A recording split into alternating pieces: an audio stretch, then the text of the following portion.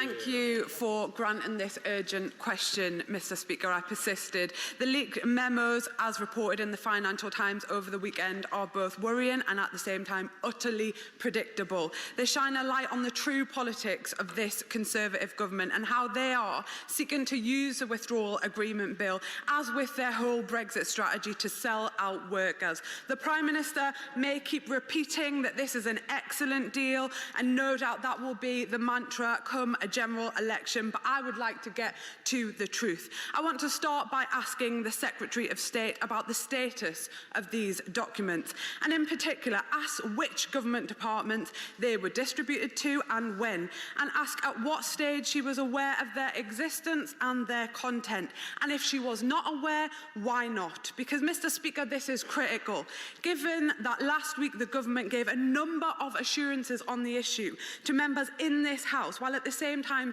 it seems that they were discussing the very opposite amongst themselves. They will use a Brexit as a blueprint for rapid deregulation, which will see the vital flaw on protections disappear.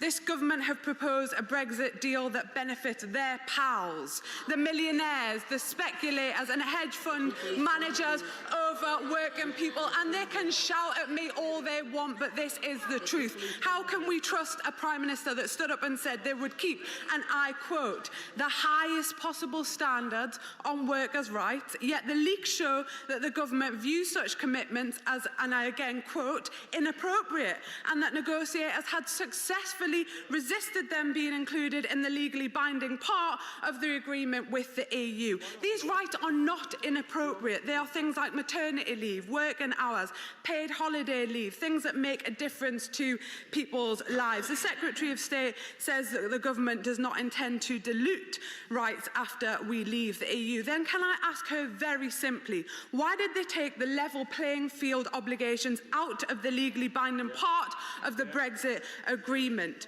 Crucially, has the Secretary of State's department or the Cabinet Office ever looked at deregulation, and why have they, if they have? Mr. Speaker, we need to get to the bottom of this. The government are relying on the complexity of this legislation to bury their true approach to workers' rights. Once we expose exactly the consequences of their approach to leaving the EU and what that means for our communities, they know that the government can never win the support of this House, and more importantly, can never win the support of working people. And what is needed is, rather than resisting workers' rights, a fundamental shift in power from the owners of business to workers, and it is only a Labour government that will ever do that.